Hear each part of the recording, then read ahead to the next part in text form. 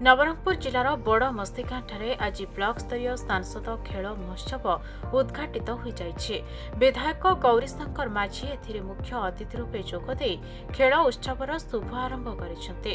स्थानीय ग्राम देवतींक मंदिर रे पूजा करा जाई क्रीड़ा मशाल प्रज्वलित करा जायथिला। नवरंगपुर बीडीओ डॉक्टर सुनील खरांक अध्यक्षतार अनुष्ठित एही कार्यक्रम रे जिला मंगल अधिकारी पालका रविंद्र, सांसद खेल महोत्सवर जिला संयोजक अर्जुन त्रिपाठी, कोर टीम सदस्य ज्योतिरंजन कंस, शर्मिष्ठा देव, संतोष पात्र प्रमुख उपस्थित थिले। 3 दिन धरी अनुष्ठित हेउथबा खेल महोत्सव रे cricket, football, volleyball, 100 metre, 200 metre, kabaddi, kho kho, कौतुक क्रीड़ा प्रतियोगिता अनुष्ठित होइछे। माननीय यशस्वी प्रधानमंत्री आह्वान क्रमे नवरंगपुर लोकप्रिय सांसद श्रीयुक्त बलभद्र महाजी नेतृत्व में सांसद क्रीड़ा महोत्सव सारा पार्लियामेंट्री क्षेत्र में पालन करने जाऊँ। यही परिप्रेक्षी आम नवरंगपुर ब्लॉक स्तरीय सांसद क्रीड़ा महोत्सव शुभारंभ ये बड़मसी गाँव पड़िया करने जाऊँ।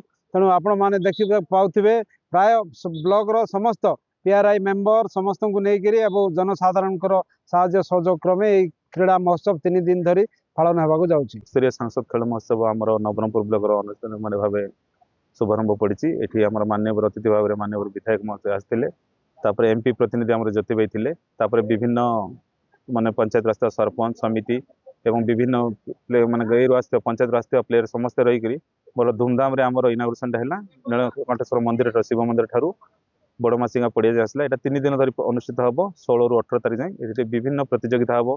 क्रिकेट अच्छी, भलीबॉल अच्छी, फुटबॉल अच्छी, साथ आम एथलेट अच्छी, हम हम कबाड़ी कराऊँ, खो कराऊँ, सब जाक गेम को आम रखिक चलू।